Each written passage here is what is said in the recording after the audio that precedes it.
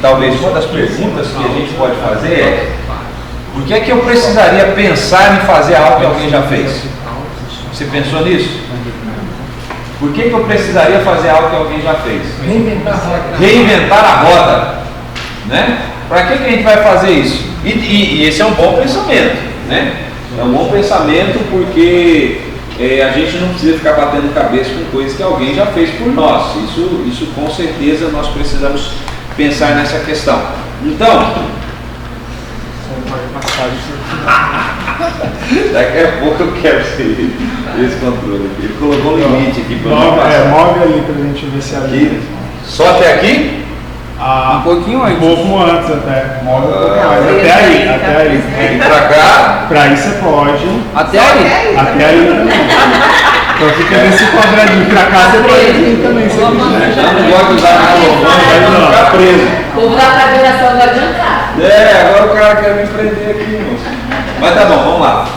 Não, tá indo já. Então, essa é a pergunta que a gente vai responder agora, tá bom? Aliás, continuar pensando, como a gente já começou lá no início, fazendo a diferença entre elas, mas principalmente, por que é que a gente precisa pensar em algo que já foi feito, por que a gente precisa refazer aquilo que já foi criado e assim por diante. E isso também se aplica à questão do ensino bíblico cronológico, ao ensino bíblico sistemático, fundamental, como a gente tem visto aqui, e as lições do Trevor. Mas eu quero começar pedindo que o Bruno compartilhe com todos a ilustração que me deu ali no intervalo, que vai nos ajudar bastante. Manda lá, Bruno. Aí, comandante. Não, daqui. Você quer ver? Vai aparecer na filmagem. Fala aí. Na filmagem eu começar a assistir.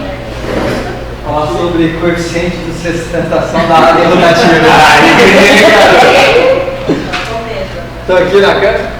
Não, é só que eu estava compartilhando com ele. Fica em pé, Bruno. Ouvindo isso sobre PDF, que eu fiz no começo do ano uma matéria nova no treinamento de aconselhamento bíblico lá da BCB, acho que alguns conhecem. E é uma matéria que ela foi inserida até esse ano, que ela chama Aconselhamento Bíblico Intencional. Qual que é a proposta da matéria?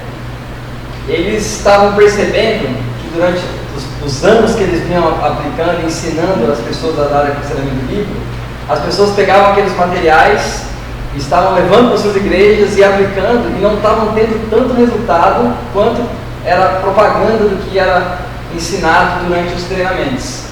Então, por isso agora eles inseriram essa nova matéria, que é aconselhamento bíblico intencional. O que ela faz?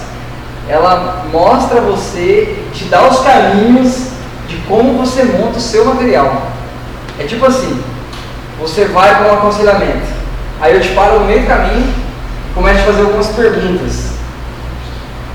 Onde você está indo? Tem um aconselhamento. O que você vai falar sobre o aconselhamento? Eu vou falar isso. Por que você vai falar isso? Não, porque a pessoa está passando por esse problema.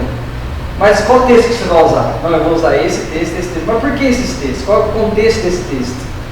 Aí você vai levando a pessoa, o aconselhamento, a pensar em tudo da preparação dele, sobre o esboço dele, a hora que ele está... Não, realmente agora eu estou entendendo que você está com os assuntos, com o contexto, com a ideia. Agora vamos para quem você vai falar? Com quem que você vai falar? Como que essa pessoa está? Qual é o horário? O que ela faz durante o dia dela? Como que ela vai te ouvir? Como que ela tem te ouvido nos seus aconselhamentos? Você tem já uma pré-informação sobre essa pessoa? Se você tem todas as respostas do seu trabalho, do seu esboço e sobre a vida da pessoa, então você pode ir lá e fazer o seu aconselhamento. Se em algum momento você não se respondeu, não, por que eu estou usando esse material dessa forma, eu vou comunicar desse jeito com essa pessoa que está passando por essa situação, se você tem todas as respostas, vai e faz o seu aconselhamento. Eu acho que tem tudo a ver com EBF. Por que você está usando o material do Trevor? Por que você está usando dessa maneira? Mas por que você contou desse jeito? Por que você vai fazer esse pouco?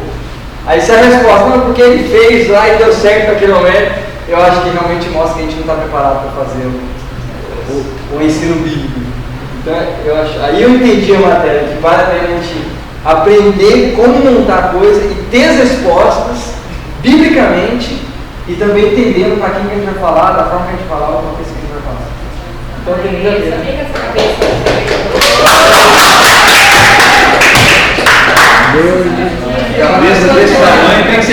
alguma coisa.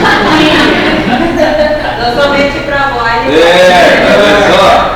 Tá bom, o Bruno matou a charada aí e nos ajuda a entender. Veja só, o pessoal sabendo e reconhecendo a necessidade de capacitar os crentes, os obreiros de maneira geral, na área do aconselhamento bíblico, monta um curso de aconselhamento bíblico e começa a dar o curso.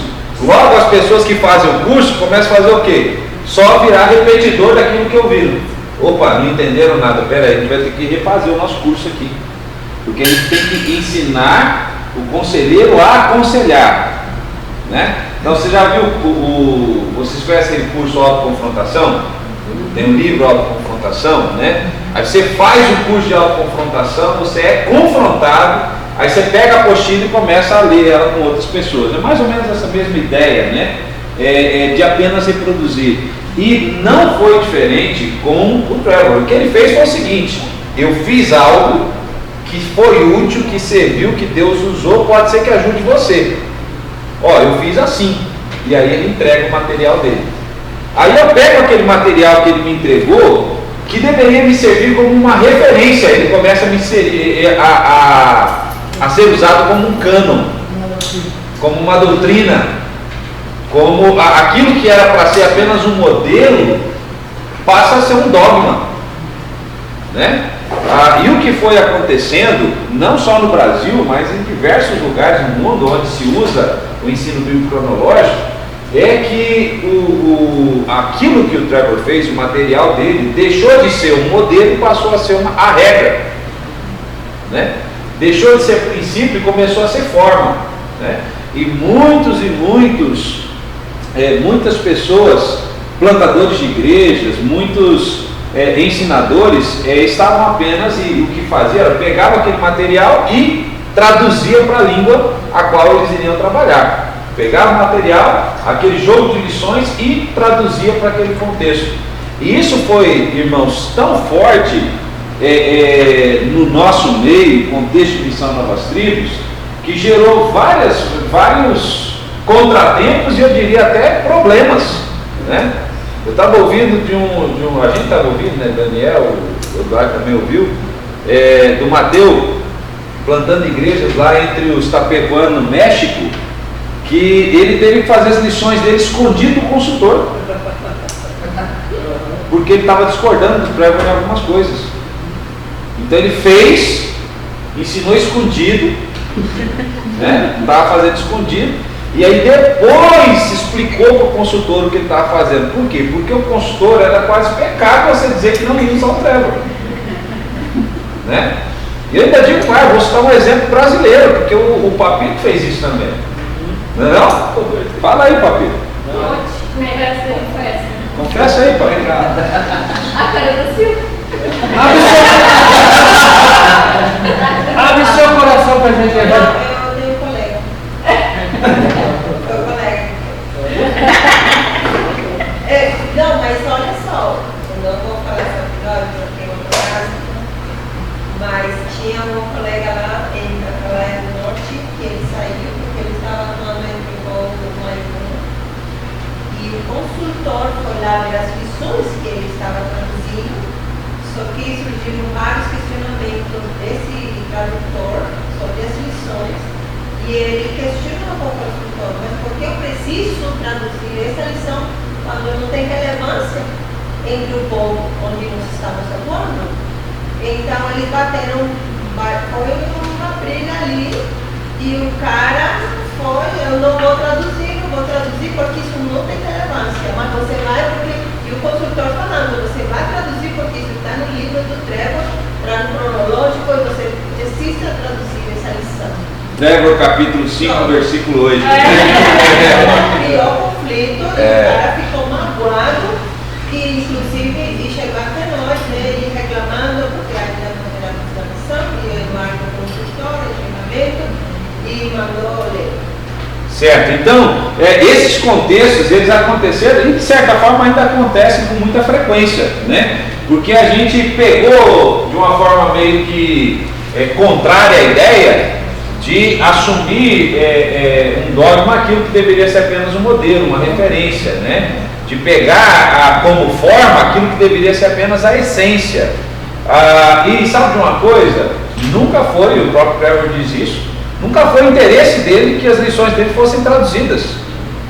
A ideia era que, olha, o que eu fiz foi isso, vê se te ajuda aí, vê se dá luz ao seu trabalho, né? Então, esse é o ponto onde nós estamos. Por que nós ensinamos o que ensinamos e o que é que de fato nós devemos ensinar? Então veja, para se chegar àquilo que o Trevor fez, o Construindo sobre Alicerces Firmes, todas aquelas lições, a sequência de lições e assim por diante, havia uma lógica, havia um contexto, o contexto cultural onde ele estava inserido, né, que era um contexto povo com um pano de fundo católico, um povo de pano de fundo, de certa forma, já com tradições cristãs, com uma certa bagagem cultural cristã, e assim por diante.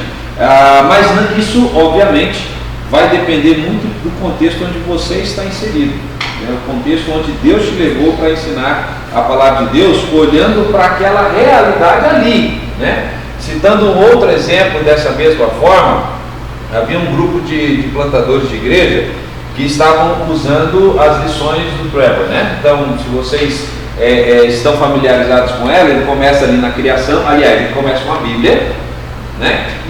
Ele começa primeiro com a Bíblia, para depois começar a ordem cronológica, né? Então, primeiro a Bíblia, depois ele vem vindo a criação, tal, até chegar lá na queda, não é isso?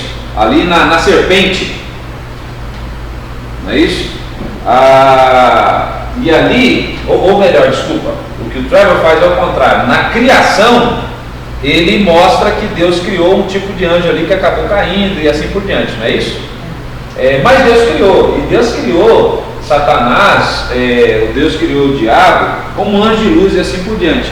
O que aquele povo assimilou dessas lições que estavam sendo ensinadas? Deus, sendo poderoso, sendo bom, criou Satanás, que também era poderoso, também era bom, né? Então a assimilação foi, eles são, ambos são iguais, ambos são bons, e naquela cultura em específico, Deus e Satanás são irmãos, são rivais, mas são irmãos, ou seja, eles partilham da mesma essência.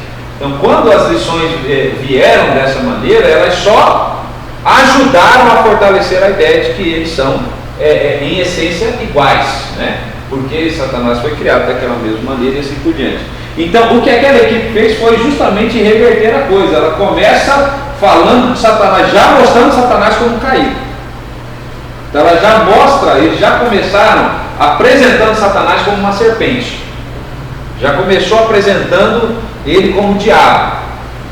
E aí, depois que apresenta esse diabo, é que conta a história de que ele nem sempre foi diabo, né? Mas por que essa troca? Por que essa troca? O Trevor mostra o diabo, Lúcifer, que chega a ser diabo. Essa outra equipe mostra o diabo que um dia foi Lúcifer, né? Porque isso ajudava a contrastar melhor a cosmovisão daquele povo que estava recebendo.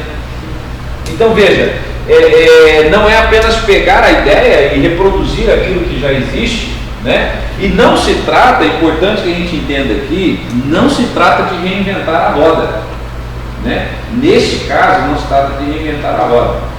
Talvez seria se você quisesse reescrever a Bíblia, ia dizer, cara, de fato, Deus já fez, já foi escrito, já levou muito tempo para ser feito, já foi inclusive traduzido na nossa língua, não precisa reinventar a Bíblia. Agora, a nossa maneira de ensinar, ela leva em considerações essas questões. E foi por isso que, por exemplo, quando o próprio Trevor depois, pegando o seu material e pensando, olha, isso aqui encaixou lá com os palauanos.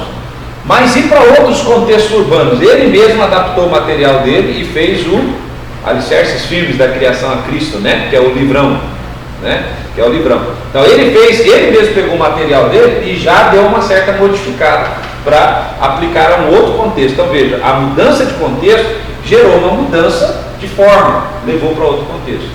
Aí depois de alguns anos, vem o John Cross, que era outro missionário da missão, que também usava bastante o cronológico, mas pensando, para o grupo que eu estou ensinando, eu preciso dar uma modificada. E ele escreveu Estranho no Caminho de Emaús. Aqui no Brasil teve o Timothy Brennan, que fez a mesma coisa. Para o contexto onde eu estou aplicando, eu preciso fazer algumas modificações. Como é que é o nome do Timothy Brennan, você lembra? Não sei. Não sei se você já ouviu falar, mas tem um... Hã? Lembra? Mas ele fez um cronológico lá dele também. E assim por diante. E assim por diante. Tem um camarada, um missionário no México chamado Oscar Ospina, que também fez a mesma coisa, começando a plantar igrejas nos centros urbanos. Ele é professor na escola bíblica, mas também um plantador de igreja nas cidades. Ele plantou já várias igrejas. E ele sentiu necessidade de preparar um material que fosse útil para aquele contexto. Criou também, vamos dizer assim, o cronológico dele. Então, quando a gente vai vendo, está surgindo, pipocando aí vários outros. E a gente pensa, por que está todo mundo falando a mesma coisa? Não está falando a mesma coisa. Estamos usando os mesmos princípios, mas colocando nas formas do contexto onde eu estou inserido. Sensível ao contexto onde eu estou inserido. Tá bom? Como é que você vai fazer isso então? Obviamente, primeiramente, você tem que ter o entendimento disso. Por isso que nós não estamos chamando de cronológico, estamos chamando de EBF. É o princípio que a gente vai pegar.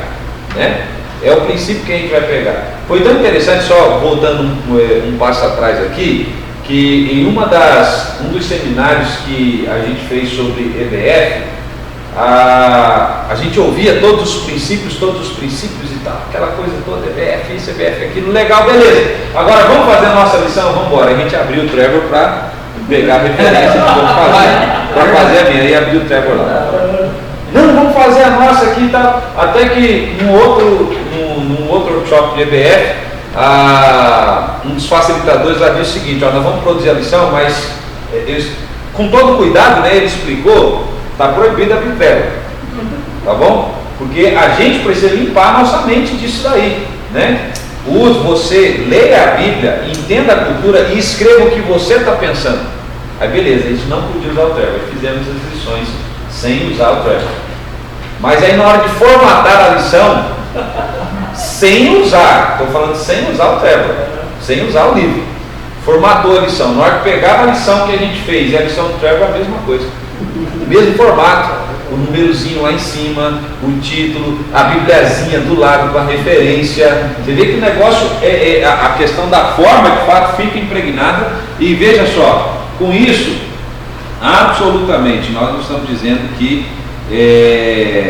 não é útil tudo aquilo que já foi feito até agora, de maneira nenhuma. Inclusive, nós até vamos usar o Trevor como muita referência, afinal de contas alguém já pensou no caminho, já abriu o caminho, o que nós queremos fazer é ampliar a ideia para que você não fique preso àquilo que já foi feito e não veja a realidade a qual você está inserido. Ok? Deu para pegar a ideia aí? Tá bom, como é que nós vamos fazer esse negócio? Então deixa eu explicar primeiramente para vocês o seguinte. Quando falei para o Papito aí que eu já podia pegar hoje para dar essa aula, e de fato poderia fazer isso, a única coisa que eu não fiz, que eu faria para amanhã, se eu fosse dar aula amanhã, quinta, se eu fosse dar aula quinta-feira, eu ia fazer algo que eu não fiz hoje, então hoje vai ser especial para vocês o negócio aqui, porque tem algo que eu não fiz, que foi traduzir esse PowerPoint para o português. Então nós vamos fazer um negócio francês, eu tive que fazer em francês. Eu queria falar sorry em francês, mas não sei.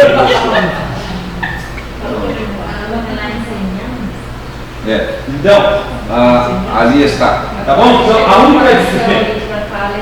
a única diferença é que nós vamos prestigiar, vamos favorecer a Olga e a Natália, vamos falar na língua deles. Falar não, vai ficar escrito ali, A única diferença é isso aqui, tá? Esse material a gente preparou para o seminário que tivemos esse ano lá no México. Então, inclusive, a mesma coisa que nós temos feito como treinadores, como líderes em outros lugares, é o que a gente está passando para vocês aqui e construindo juntos, tá bom? O slide principal, eu coloquei em português aqui, mas tá bom. Primeiramente, é importante que a gente entenda o seguinte: aqui a gente vai começar a olhar mais especificamente para a ideia do EBF. E a primeira pergunta é o seguinte: tá bom, a gente viu, o Papito colocou lá os distintivos do EBF. A gente tem aqui um triângulo de cabeça para baixo, não sei se alguém já entendeu o que é isso daí. Então, no final das contas, onde é que a gente está nesse assunto do EBF? Certo? Onde é que a gente está? Então veja, esse banner nos ajuda a entender, porque ele parte do maior e a gente vai para o específico. A gente vai caminhar por todas essas camadas. Por enquanto, nós estamos aqui, ó. Entenda o quadro completo. Por enquanto a gente ainda está aqui, entendendo todo. A gente ainda está trabalhando a ideia geral, entendendo de maneira mais direta, tentando compreender como as coisas são, quais são as diferenças, como essas que nós já falamos até agora, qual é o propósito do EBF e assim por diante, tá bom?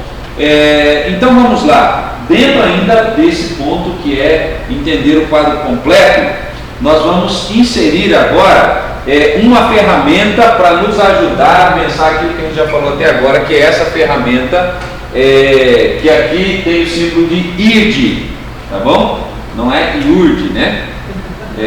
Universal do Reino de Deus, é IRD, tá bom? Então, essa palavra, na verdade é uma sigla, né?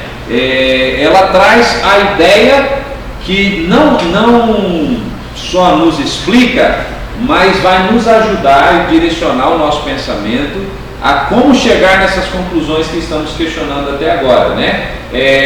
Quais lições, para qual direção nós vamos caminhar, o que nós vamos ver, o que nós estamos procurando, o que as nossas lições devem contemplar e assim por diante, tá bom? Vocês se lembram, nós falamos ontem logo na introdução, nós temos um objetivo com o ensino, não é? Qual é o nosso objetivo com o ensino?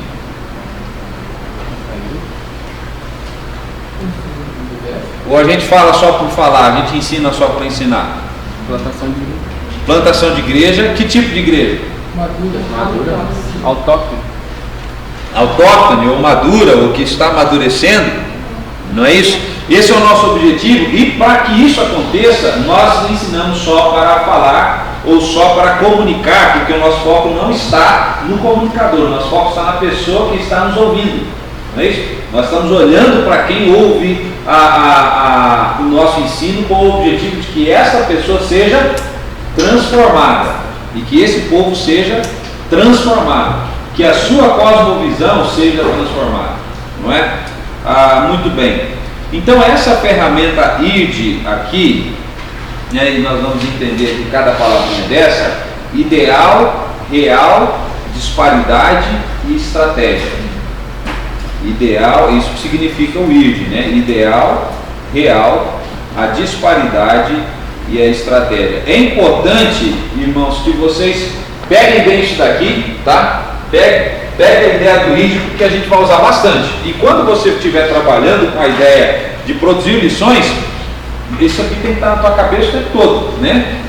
Com o que nós estamos trabalhando? Estamos trabalhando com o IRD: ideal, real, disparidade, estratégia, né? Então, alguém leia, por favor, esse parágrafo para nós. Se trata de uma ferramenta preparada para ajudar os plantadores de igreja a desenvolver uma estratégia para o ensino bíblico.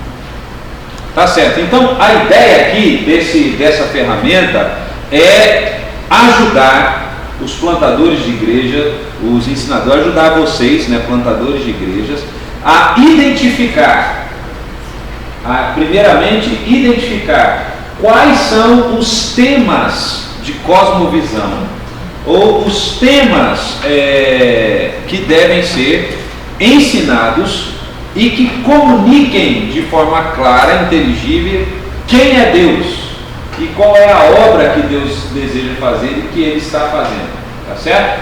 Então, a ideia aqui dessa ferramenta ID é fornecer a nós essa ajuda para, primeiramente, identificar quais são os temas.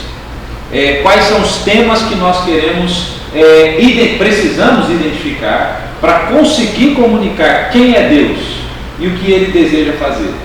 Quem é Deus e a sua obra. E não apenas identificar, mas também desenvolver o ensinamento para que contemple isso daí. E à medida que a gente vai ensinando esses temas, como o Eduardo já estava falando anteriormente, né, progressivamente, sistematicamente, aqueles que nos ouvem, eles podem compreender e entender o caráter de Deus, e não apenas com o objetivo do evangelismo, mas esse também é o nosso propósito, mas com o objetivo de que eles se tornem seguidores de Jesus e se tornem crentes maduros. Nosso objetivo, nosso chamado é para o discipulado, né? E com uma forte compreensão de quem Deus é, do Espírito Santo guiando as suas vidas, desenvolvendo as características próprias da vida cristã, rumo a uma igreja madura, né? Então tá bom. Olhando um pouco mais de perto, e eu quero que você entenda comigo aqui um pouco de cada uma dessas coisas, tá? É até aqui que eu consegui rapidamente traduzir ali para nós, tá bom? Então, primeiramente, a gente começa com a ideia do ideal. Então, esse I é de ideal, e a gente começa com a ideia de ideal. E quando a gente fala de ideal, nós estamos olhando para que aspecto? Para a cosmovisão. Foi como a gente começou ontem a nossa conversa, né? Nosso assunto é cosmovisão, nós direcionamos para a cosmovisão, para uma transformação de mente, como Romanos 12:2 nos fala, né? Então, o que é o ideal? A que chamamos ideal? Ideal é uma cosmovisão que é bíblica, a cosmovisão que é perfeita. Então, o nosso trabalho dentro do EBF vai começar desse ponto, conhecendo bem a cosmovisão bíblica, a cosmovisão que é perfeita, a cosmovisão de Deus, por assim dizer, e aquilo que Ele deseja que seja a nossa cosmovisão, a nossa forma de ver e enxergar o mundo, tá certo? Então, primeiramente, existe uma cosmovisão que Deus deseja que seja a minha cosmovisão, que seja a sua cosmovisão, que é as verdades que Ele revelou para nós. No entanto, e a gente viu isso ontem, usando o exemplo de Lucas capítulo 24, que nós nos deparamos com a realidade, né? Com a realidade. Todas as vezes que vamos ensinar a palavra de Deus, nós nos deparamos não só com o ideal, que é o que Deus deseja ensinar, mas nos deparamos também com a realidade. E a realidade é a cosmovisão da cultura receptora, né? Então, vejam, irmãos, nenhuma dessas duas coisas podem ser ignoradas ou desequilibradas quando nós pensamos em levar pessoas ao conhecimento de Jesus, né? Então veja que aqui a gente já caminhou bastante, né? Nós já falamos de plantar igrejas, e eu estou entendendo que isso aqui está claro na nossa mente, que a nossa ideia não é apenas evangelizar, não é apenas comunicar, é levar pessoas a seguirem a Jesus nos moldes de Mateus capítulo 28, versículo 19, versículo 20, não é isso? Falando de Jesus, levando as pessoas ao conhecimento de Jesus, batizando e ensinando todas as coisas, não é? Então, todas as vezes que nós estamos diante daqueles que nos ouvem, nós precisamos nos lembrar que existe aqui esses dois pontos, né? Esses dois pontos aqui, que é o ideal de Deus para a minha vida, o ideal de Deus para a sua vida, e existe a realidade, né? Vocês já viram meme aí no Facebook, no Instagram, para todo lado, né? Expectativa, realidade. Geralmente uma coisa não casa com a outra, né? A expectativa é grande, a realidade é pouco. Nós temos o ideal de Deus, e quando eu penso assim, tá? No ideal de Deus e na realidade humana, não estou pensando só naquele ideal que ele vamos dizer assim, inatingível neste mundo. Por exemplo, a gente quer viver com um tipo de santidade e perseguimos uma santidade, mas nós sabemos que a plenitude dessa santidade nós não vamos alcançar, mas a gente está perseguindo essa santidade. E isso, de certa forma, tem a realidade, o ideal de Deus, mas não é disso que eu estou falando aqui não. Aqui nós estamos falando de cosmovisão, de maneira de enxergar o mundo, de ver as coisas de forma diferente, da maneira como Deus gostaria que eu visse as coisas, da maneira como eu enxergo, da maneira como Deus gostaria que eu visse a realidade e a maneira como eu vejo a realidade, né? A maneira como a palavra de Deus me fala sobre as coisas e a maneira como eu vejo as coisas. E aqui a gente pode colocar vários temas para nos ajudar a pensar nisso daí. Por exemplo, casamento. Vamos pensar em casamento. Qual é a cosmovisão bíblica sobre o casamento? O ideal. Os dois se tornam uma só carne e nunca se separam. Então, casamento é uma aliança indissolúvel, né? Que não é para separar, a não ser que morra, né? É um relacionamento, uma aliança indissolúvel, feita a dois, então não é para levar sogra, não é para levar sogro. Não é aqui que fala lá, não é isso? Homem e mulher. Homem e mulher, que fique claro. Tá bom? Azul e rosa. Que fique claro nos dias de hoje, não é isso? Então veja, a Bíblia ela tem uma visão de mundo que coloca o casamento dentro dela, o relacionamento conjugal, mas ela dá qual é o ideal, a maneira como Deus vê, a maneira como as coisas são feitas e inclusive como devem ser. Então a Bíblia ela tem a sua, vamos dizer assim, cosmovisão sobre o casamento, ou dentro da cosmovisão bíblica existe a ideia ou o tema do casamento, não é? Com tudo isso que foi salientado aqui. Então tem que ser entre homem e mulher, né? Tem que ser entre homem e mulher, é um relacionamento indissolúvel, não é? Tem que ser, tem que sair, vamos dizer assim, debaixo da tutela, dos cuidados do pai e mãe, porque ambos se tornarão ali uma só carne, e assim por diante. Mas não é só isso. Quando a gente entra mais a fundo ainda dentro do ideal do casamento, né? O que mais a Bíblia nos fala sobre esse tema, casamento? O que mais a Bíblia fala? Existem papéis distintos para cada um. O homem é o cabeça, a mulher é o pescoço. A Bíblia não fala isso, né? A Bíblia só fala com a mulher cabeça. Da costela. Não é? Então, existem papéis distintos dentro dessa aliança, não é isso? Que devem ser cumpridos, que devem ser honrados, não é isso? Existem tanto benefícios tanto atribuições quanto prerrogativas para cada um dos lados, não é? Existe tanto o meu dever quanto o benefício que eu desfruto desse relacionamento, não é isso? Então a Bíblia ela me apresenta sim algo, ela me apresenta o ideal de Deus, como eu devo ver. E veja, não é só a maneira, não é só a ideia de olhar para o casamento, mas de olhar para o casamento não com as lentes que eu tenho, mas com os olhos de Deus, né? Com os olhos de Deus. Eu achei tão interessante que falei nesse final de semana, a gente estava participando de encontro de casais, e por um momento eu olhei para a Beth, ela me olhou, a gente ficou discutindo um pouco ali, depois até que discutimos falar um pouco mais lá, porque eu achei interessante o comentário que começou a surgir entre a turma lá em algum momento, né?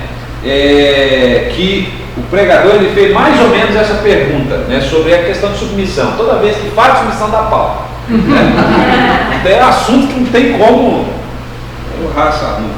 dá pau quando o assunto é submissão.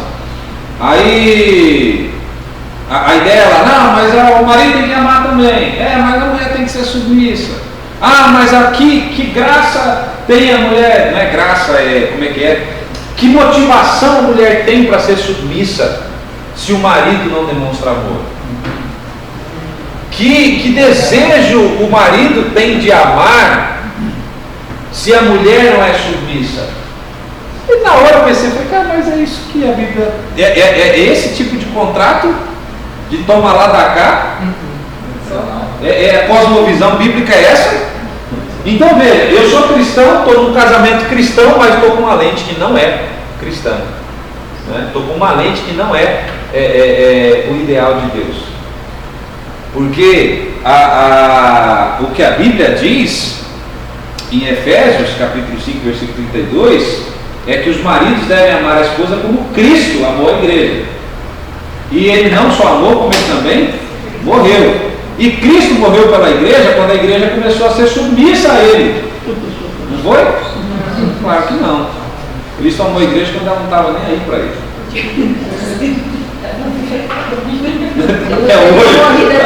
Até hoje, do mesmo jeito, né? Não é isso? Cristo amou a igreja antes que ela sequer soubesse ou pensasse sobre esse assunto. Então, na cosmovisão bíblica, eu amo a minha esposa porque essa é a maneira de glorificar a Deus, essa é a maneira de adorar a Deus no meu casamento. E a minha esposa é submissa, deve ser submissa, é submissa. Uma dúvida aqui qual palavra usar. Se ela tivesse que matar, vai ver o vídeo. A minha esposa é submissa não porque o marido dela merece, mas porque essa é a maneira de glorificar a Deus e de adorar a Deus dentro do relacionamento, né? Então existe um ideal, mas a gente se depara também com o real, e nem sempre as lentes da realidade cultural, da cultura receptora, da cosmovisão vai ser igual ao ideal de Deus. E o que acontece aqui? Então, tem o ideal, mas aí agora tem o real também. Quando essas duas coisas surgem à tona, o que acontece? Disparidade. Não é? Nossa próxima palavra. Disparidade. Então o que é a disparidade? É a diferença entre o ideal e o real, né? Então quando eu coloco essas duas realidades à tona, quando essas duas realidades vêm à tona, eu também percebo que existe um contraste entre elas, existe uma diferença entre elas, e essa diferença precisa ser identificada, né? Essa diferença precisa ser identificada. Então, por exemplo, olhando para o exemplo que temos aqui em relação ao casamento, existe aqui um ideal, mas existe aqui também uma realidade, e nós já começamos a perceber que existem valores e ideias que são conflitantes uma com a outra. Existe uma diferença entre aquilo que deveria ser e aquilo que é, aquilo que aonde a gente deseja chegar e onde nós estamos. Existe essa diferença e essa disparidade, não é? Então, depois a gente vai falar um pouco mais sobre isso de maneira mais prática, talvez na quinta-feira falar sobre isso de maneira mais prática, mas tome, por exemplo, a nossa cultura, né? A nossa cultura brasileira. A nossa cultura brasileira, a gente não pode dizer que ela é uma cultura cristã, mas também não pode negá-la, ela é um tipo de cristianismo, né? Então, quase que em todos os lugares onde você anda pelo país, você vai encontrar pessoas que têm, pelo menos no seu vocabulário, a palavra Deus, como a Maria, né? A palavra Deus, a Maria, a palavra diabo, ou Satanás, ou cão, capeta, mas tem alguma palavra, mas tem demônio, não é? Que mais? Anjo, não é? Santo, não é? Céu, inferno, não é isso? Então veja, o nosso próprio vocabulário nos mostra que esses elementos existem na nossa cultura em algum nível de compreensão, né? Em algum nível de compreensão. E aí, por exemplo, eu posso, ou até mesmo igreja, né? Igreja. E quase todo mundo na nossa nação, na nossa cultura, tem alguma ideia do que é igreja. Vai falar, dificilmente você vai achar alguém falar de igreja e a pessoa vai perguntar: o que é isso, igreja? Nunca vi, não sei o que é. É de comer esse negócio? Não, aqui não, você vai falar igreja, todo mundo vai saber o que é igreja. Agora, obviamente que existe uma grande disparidade entre a igreja ideal de Deus e a igreja real da minha própria cosmovisão, da minha mente, não é verdade? Vai haver uma grande diferença. Pode ser que quando eu falo de igreja para alguém, na cabeça dela tem uma igreja católica, os prédios bonitos, aquela coisa toda. Pode ser, estão acompanhando? Pode ser que quando eu falo igreja, o que vem à mente é uma igreja batista, uma igreja presbiteriana, né? Eu tenho um irmão, meu irmão mais velho, tem uma bronca muito grande com a igreja. Mas quando você fala igreja, na cabeça dele vem a universal, que é a corrupção, que é o conceito de igreja que está na cabeça dele. É o caso dos pastores para algumas pessoas, né? Exatamente. O cara falou pastor, sinônimo de ladrão. Mesma coisa, né? Então, os casos dos pastores. Exatamente. Então, existe essa diferença, né? E essa diferença. Mas não é só no conceito de igreja, não é só no conceito de pastor e todas as outras coisas, mas até mesmo no conceito do próprio Deus. Não é isso? Conceito de pecado, não é? Mesmo que todo mundo fale sobre pecado, ainda há pessoas que acreditam confiantemente de que não tem pecado, de que quem tem pecado é quem mata e quem rouba, né? Quem desobedece os 10 mandamentos, e tem alguns até que acham que não desobedecem os 10 mandamentos, né? E sua visão em relação a Deus mesmo, né? Como a gente já mencionou um pouco sobre isso ontem. Tá bom. Agora, quando eu chego então diante desse povo que eu estou ensinando, o povo alvo, e existe aqui um ideal bíblico que Deus deseja, as lentes que Deus deseja que todo ser humano tenha, e existe a realidade e ela está bugando, ela está entrando em conflito, ela traz uma disparidade. O que a gente faz?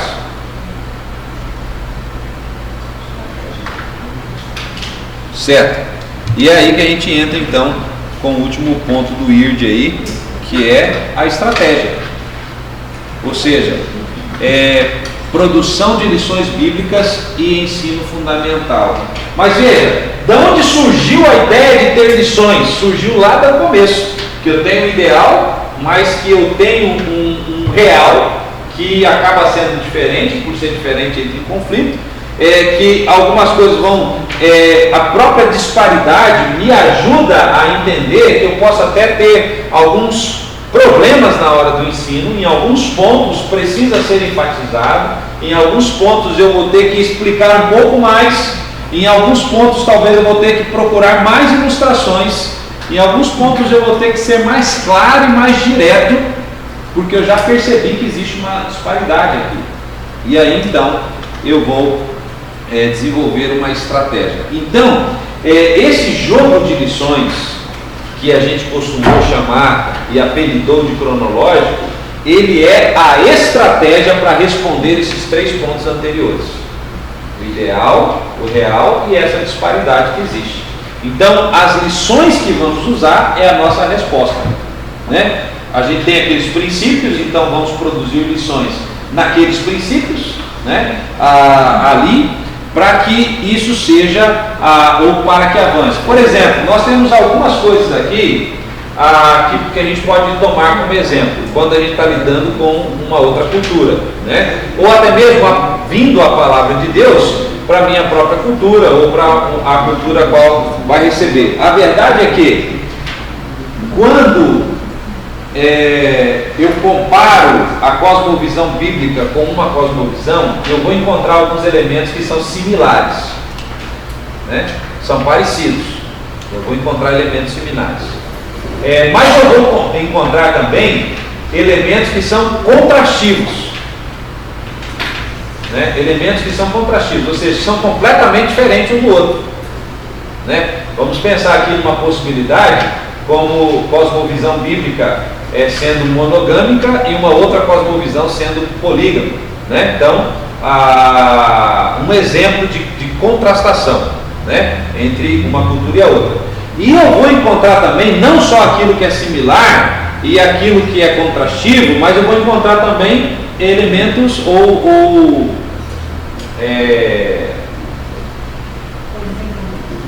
isso, as similaridades, as coisas em comum. Vou encontrar os elementos contrastivos, mas vou encontrar lacunas também.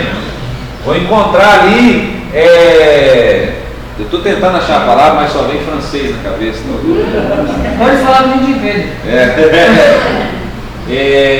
Vou encontrar vazios, vou encontrar blocos em branco na compreensão, né? Quando eu falo, por exemplo, quando a Bíblia fala sobre algo que absolutamente não existe naquela cultura. Tá bom, para qual dessas três coisas nós devemos desenvolver uma estratégia? Para as similaridades, para as contrastações ou para os vazios? Para qual delas?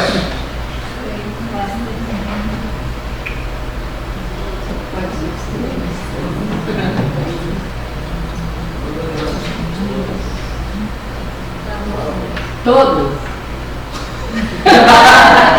O pavio meio curto de todo. Não tem nada que ser nada. O que está contrastando, eu vou fazer para aquilo que não contrasta. Eu acho. Todas. Por que todas? Porque o que está vazio precisa ser preenchido, obviamente. Né? No entanto, é necessário que haja cuidado. Né? Por exemplo, nós tivemos uma experiência, foi fatídica, mas foi interessante. Foi pedagógico para nós. Num seminário que tivemos de EBF, e aí ele estava falando sobre algumas coisas lá em algum ponto da lição, e aí a pessoa que estava falando, com toda a boa vontade, disse o seguinte: olha, se você vai produzir a lição e a Bíblia fala de leão, mas não tem leão na tribo que você está trabalhando, então você vai fazer o quê? Pega uma onça, põe uma peruca nela e fala que é um leão. Ou seja, eu tenho um bloco em branco aqui, eu tenho um vazio aqui. Né? Então pega uma onça, pinta uma juba nela e fala que é leão. E tinha um indígena no auditório, nesse auditório, estava sendo aqui nessa capela, tinha um indígena, e aí ele levantou e falou: quero falar alguma coisa. Vocês pensam que indígena é burro? Por isso que vai pegar uma onça, jogar uma juba nela e fingir que é leão? Né? Que a gente é ignorante, ele falou: aqui no Brasil tem girafa também, mas todo mundo sabe o que é girafa. Não é isso? Não tem neve, mas a gente sabe o que é neve. Né? Então, até mesmo para aquilo que é vazio, a gente tem que pensar como fazer, obviamente. Né? As contrastações, a gente precisa atentar para elas também. Né? Porque, pensa bem, é aquele momento de confronto. Alguns confrontos são simples ou são menos traumáticos, outros são mais traumáticos. Mas eu queria chamar a atenção para a similaridade também. Né? Nós precisamos estrategicamente também abordar as similaridades. Né? Eu posso, por exemplo, como eu já falei aqui, né? do nosso contexto católico. Nosso contexto já tem Deus, já tem diabo, já tem inferno, já tem céu, então vamos pregar e acabou. Né? Mas é perigoso fazer algo baseado naquilo que eu acho que a pessoa já sabe. Né? Eu acho que a pessoa já sabe. Então nós precisamos, a nossa estratégia deve contemplar o todo, né? Toda a disparidade que existe entre o ideal e entre o real, mesmo que são similares, mesmo que são completamente novas, ou mesmo que sejam totalmente contrastivas. Né? O nosso papel é buscar uma maneira de ensinar aquilo que toque essas realidades. Tá bom? Deu para pegar a ideia até aqui? Vamos fazer. Não era para sair. Vamos levantar um pouco. Mais focado aí.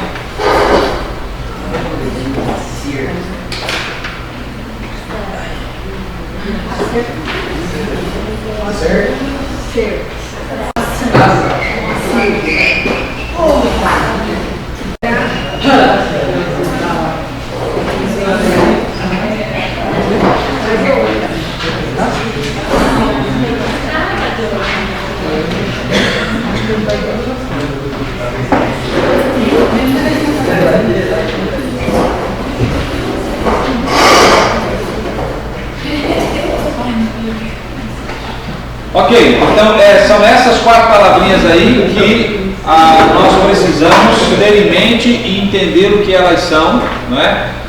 Que é a nossa, que vai gerar a nossa estratégia e onde vamos começar a produzir dali para frente aquilo que nós queremos como estratégia. Ideal, real, a disparidade, a estratégia. E para fixar um pouco mais, vamos apenas dar uma olhada em cada uma dessas coisas, desses pontos principais. Então, Hugo, leia para nós, meu irmão, por favor, o parágrafo ali. Identifica las premisas o entendimientos básicos que se definen como Eu estou brincando, mas é porque está espanhol, eu quis só fazer eu quis só fazer uma graça. Mas leia aí. Agora eu fiquei ofendido. Vamos trabalhar uma estratégia para isso aí. Você quer traduzir para nós aí, por favor? Identifica as premisas o entendimentos básicos que se definem com o objetivo do proceso de planejar igrejas, de branchir igrejas. Estos forman o ideal, o qual ele quer que sua audiência se conforme. Para definir este ideal, tem essa palavra, vale? Se basea de la cosmovisión bíblica en carácter de Deus. Muito bem. Não, ele estava traduzindo para o português. Mas a Bia tem tradução agora. Espanhol, depois eu fui entender. Não, mas porque tem os dois aí, né? O nível do outro é outro. Tem os dois já, tudo misturado. Mas então tá bom. Então, mais uma vez. Tá bom, existe um ideal de Deus, mas nós precisamos identificar quais são qual é esse ideal, quais são essas premissas, esses temas ideais que nós vamos comunicar quando o nosso objetivo é plantar igreja. Olha, plantando uma igreja nesse contexto, quais temas existem que eu preciso, inclusive era para eu ter trazido o banner e eu esqueci, mas a gente usa na quinta. Quais são os temas ou como está aqui, as premissas que vão ser usadas, que vão ser tomadas para que elas formem então o ideal. Porque é claro, quando a gente fala do ideal de Deus, a gente está falando de algo imensamente largo, imensamente profundo, né? Quando a gente fala do ideal de Deus, da cosmovisão de Deus e assim por diante, né? Então nós, ao falar do ideal, é a identificação dos temas que usaremos para poder explicar ou para formar, né, aquilo que a gente quer, o ideal que a gente quer comunicar aos nossos ouvintes na plantação de igreja, né? Muito bem, continuando então essa parte do ideal, a parte do real, mais uma vez, nós vamos usar a análise cultural, como a gente já falou aqui, né? Esse ponto de EBF é a convergência de todas as outras coisas que nós estudamos para chegar até aqui, né? Então, a análise cultural é uma delas, né? Então, como é que eu vou conhecer qual é a realidade? Então, também, mais uma vez, né?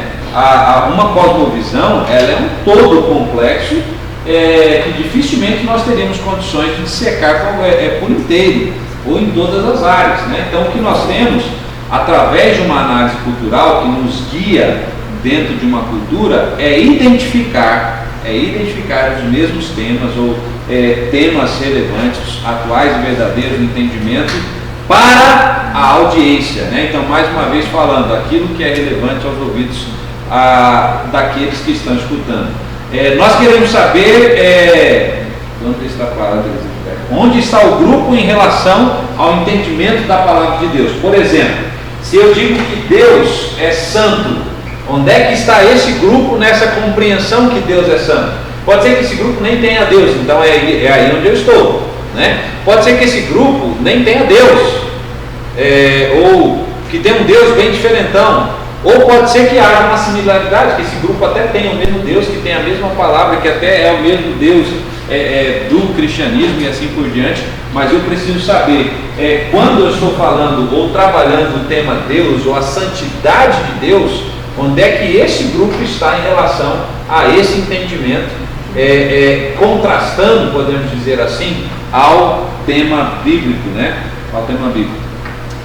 E aí a gente faz a análise da situação real, né? A situação real de cada povo. Muito bem, continuando a disparidade. Silvia, vamos ouvir um pouco do seu português também. Você quer ler para nós, por favor? Contrasta logo o entendimento ideal. Contrasta logo o entendimento ideal que ele ha definido como seu objetivo, com a compreensão real, verdadeira e atual de sua audiência. A diferença entre os dois entendimentos é a disparidade que ele tem que superar. Em muitos casos, isso se conhece como pontes e barreiras. Tá certo. Ó, mas português aí na régua, viu? Muito alinhado o seu português agora. Nessa leitura aí. Tá bom. Então, a ideia aqui da disparidade, e aqui como a gente já falou, muitas vezes esses casos vão ser entendidos como pontes e barreiras. Por quê? Em alguns pontos a disparidade pode até ajudar a explicar a cosmovisão ideal. Em alguns casos, ela, em vez de ser uma ponte, ela vai ser, na verdade, uma barreira, vai ser um problema, né? Quando a gente tem que ler a palavra de Deus, significa entrar em confronto com a crença de outra pessoa, não é? Isso já é ruim na nossa cultura, já na cultura dos outros, né? Já é um negócio meio complicado. E o Papito me advertiu aqui nos bastidores que é importante a gente frisar que as similaridades são mais perigosas e devem ser mais, vamos dizer assim, devemos estar mais atentos a essas possíveis pontes do que as barreiras. Porque aquilo que é barreira, você já sabe que é barreira. Mas aquilo que é uma aparente ponte pode ser, na verdade, um prato cheio para se tornar subvertido, não é? Então a gente precisa atentar também para as disparidades. Então veja, quando nós temos o ideal, nós temos a possibilidade de levar as pessoas até aquele caminho, e essa é a disparidade, ou o que nós estamos chamando aqui de disparidade. Então, primeiramente conhecendo os temas bíblicos, e em segundo lugar, através da análise cultural, entendendo como o povo enxerga esses temas, e depois identificando as disparidades que precisam ser tratadas durante o ensino. Deixe-me dar alguns exemplos aqui de disparidade, talvez seja, não está tão pequeno aí, não dá para a gente ler, tá bom? Então, preste atenção nesses exemplos aqui. Por exemplo, uma cosmovisão onde o homem faz sacrifícios para apaziguar espíritos, cultura animista talvez, né? Poderíamos dizer, não sei que cultura é essa, só está escrito cultura receptora, são só exemplos, né? Então, uma cultura onde se sacrifica ou se faz sacrifícios para apaziguar os espíritos. Qual é o tema bíblico em relação a isso? Um só sacrifício foi suficiente para apaziguar a Deus, não é isso? Agora, eu tenho esse tema que é bíblico e eu tenho esse outro tema que é real, e isso já me mostra que existe aqui uma disparidade, né? Isso aqui é uma ponte ou ela é uma barreira? Isso é uma ponte. É uma ponte ou é uma barreira? Eu preciso ensinar sobre sacrifício. Poxa, o povo já sacrifica, que legal. É uma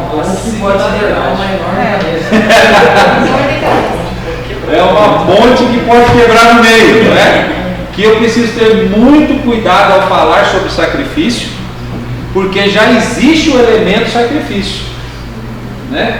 Que não é necessariamente, ou pelo menos não tem o mesmo valor, mas pode ajudar na ilustração, né? Como falando, é uma ponte, mas é uma ponte que a gente precisa cuidar para ela. Um outro exemplo, né? Nessa cultura receptora você pode ter espíritos intermediários, né?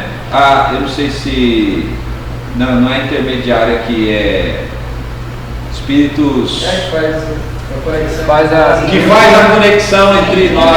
É intermediário, ele faz a intermediação, né? Mediador. Estou querendo a palavra bíblica aqui, né?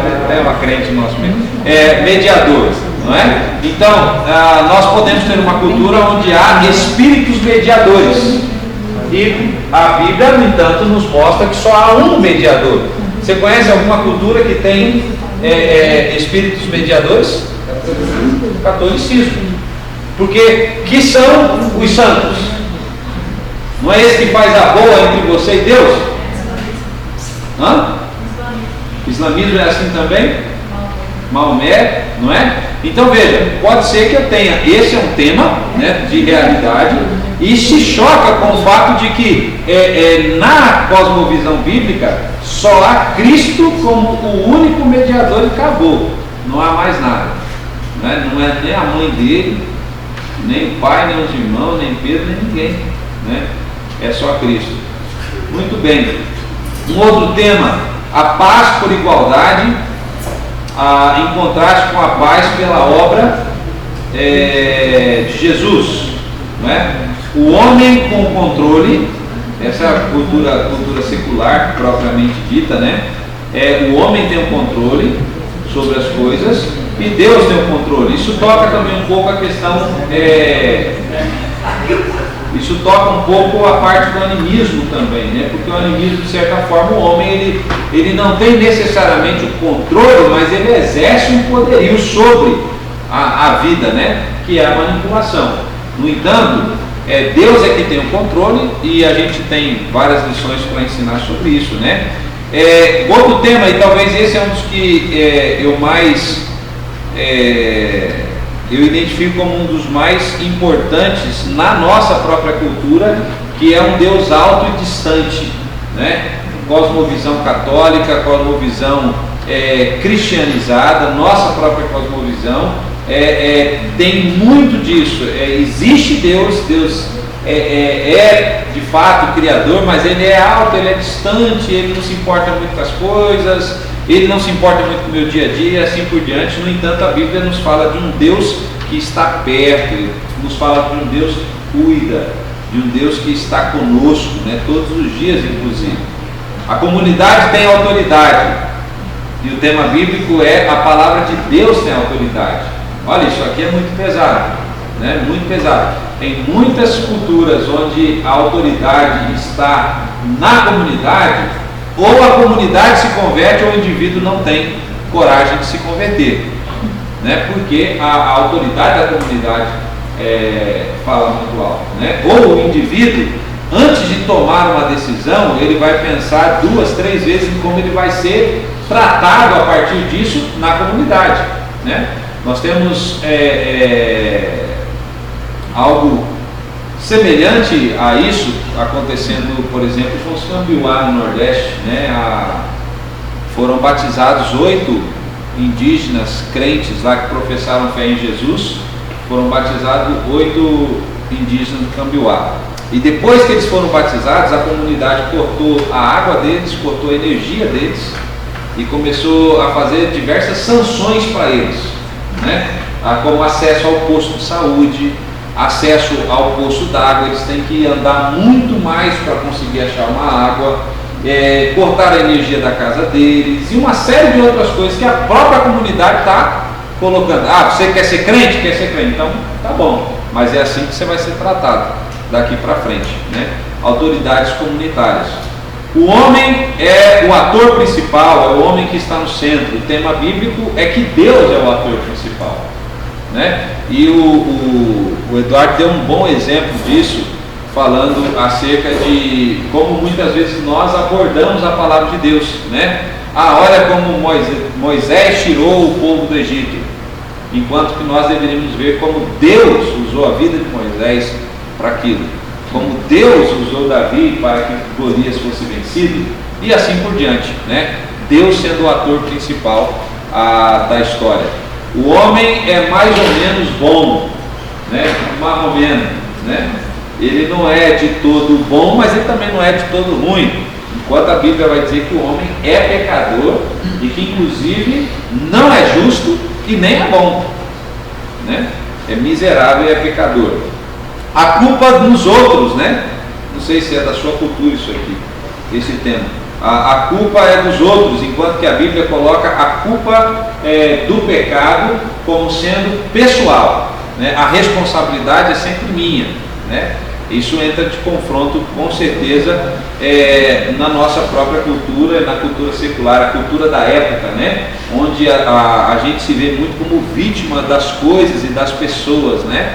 A culpa é do governo, a culpa é do Paulo Guedes, de Adão, do próprio Adão, né? A culpa é do Bolsonaro, a culpa é do meu pastor, a culpa é da igreja, a culpa é da liderança TMF, não, aqui não tem, só em outros lugares. A culpa é de fulano, a culpa é do meu marido, a culpa é da minha esposa, enquanto a palavra de Deus sempre vai colocar a responsabilidade sobre o ombro de cada indivíduo. A responsabilidade sempre vai ser pessoal.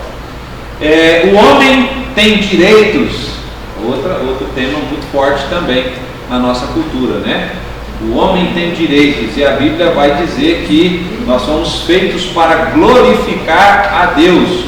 O único direito que a gente tem, se é que é um direito, né, é glorificar a Deus, é adorar a Deus com aquilo que somos. Como diz a lei, o direito de permanecer calado, né?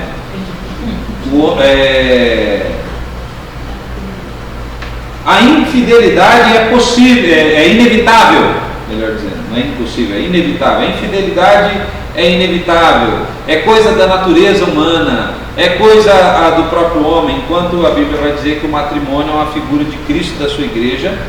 Nós já falamos sobre isso, não vou ficar falando muito por causa do horário, mas é só mais um exemplo de como nós temos temas, e veja que boa parte desses temas são da nossa própria cultura, não é? Se não todos, né?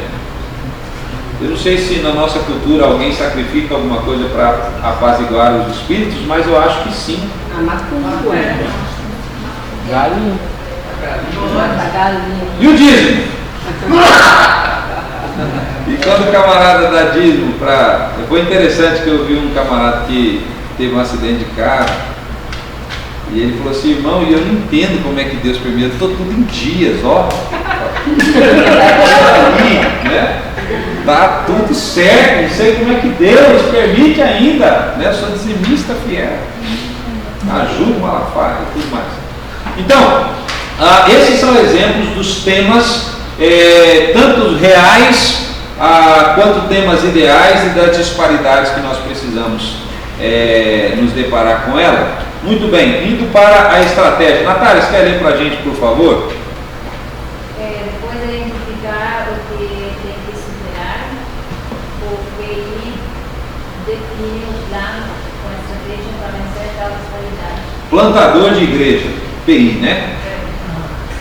Também na ensino, é permitir que a percepção verdadeira, atual e real da audiência cambie e se alinhe mais diretamente com as premissas básicas da Bíblia.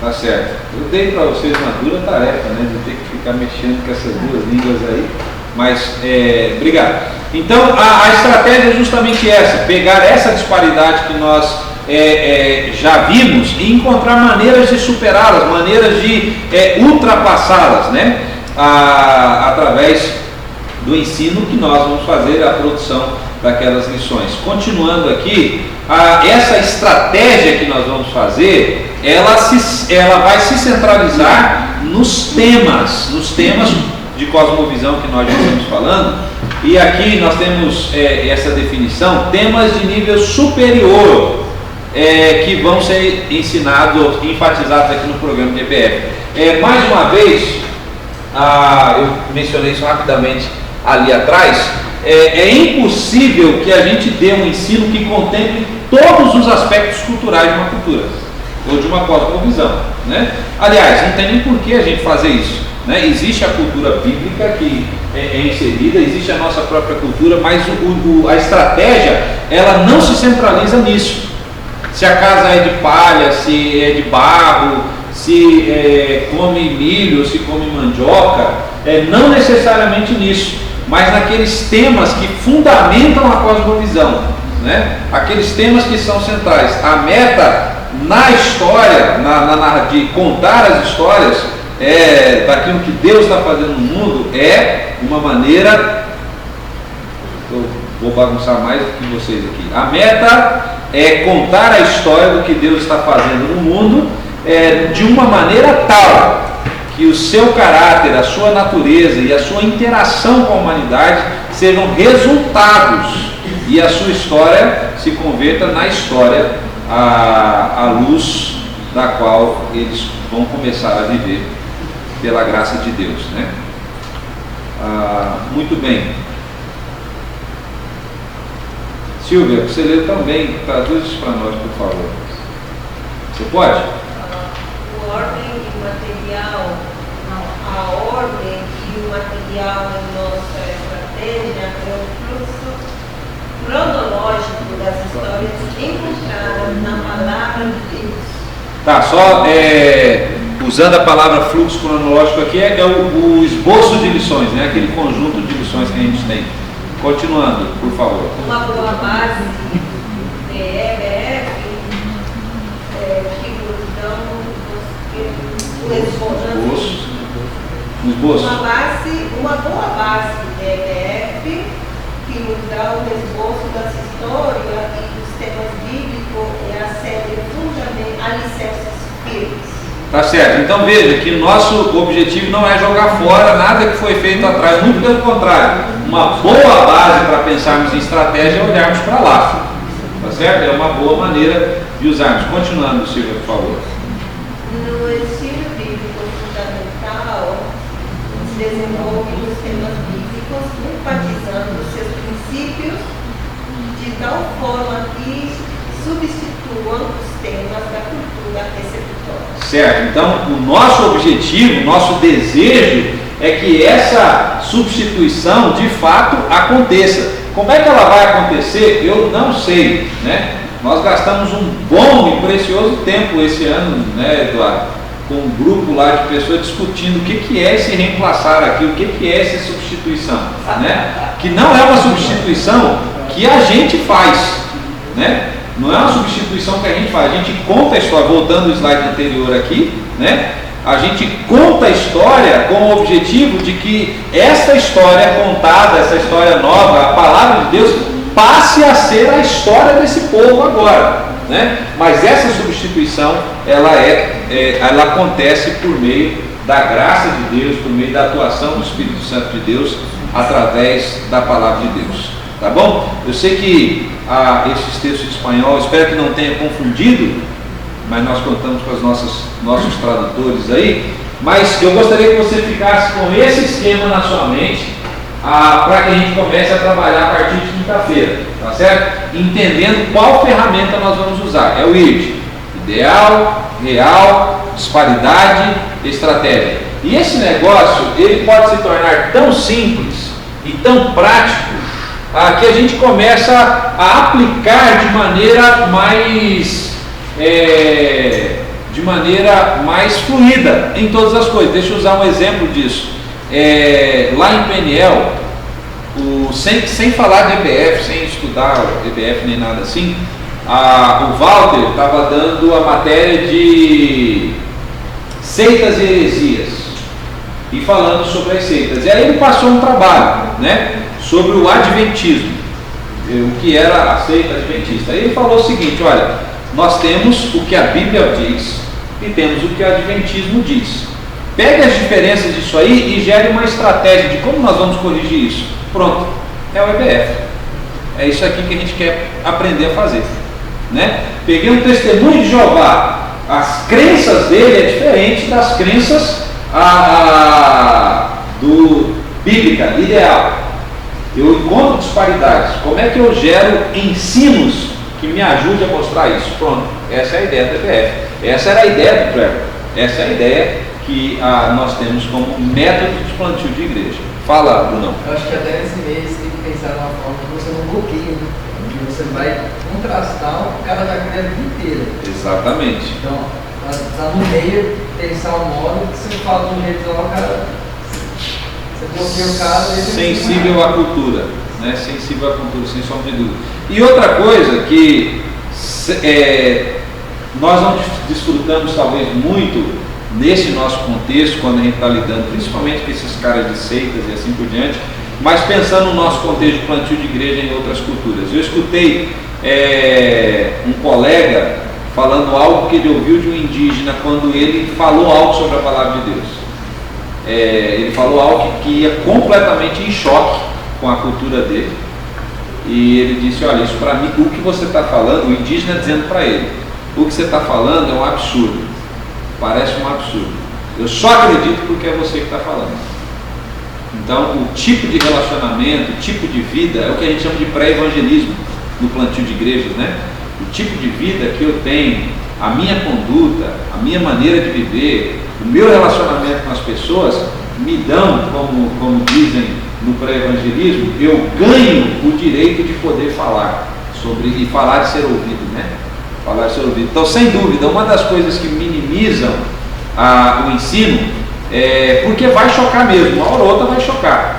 A gente tem que saber disso, que por mais que você tenta minimizar, a palavra de Deus vai chocar, e vai chocar feio com a nossa própria cultura, né? A maneira como eu ensino, sem sombra de dúvida ajuda, mas quem eu sou, ou a maneira como eu vivo com esse povo, sem sombra de dúvida ajuda também. Tá bom? Pegou a ideia aí? O que é isso? Fala alto, quero ouvir falar. Vamos acompanhar o Noel agora.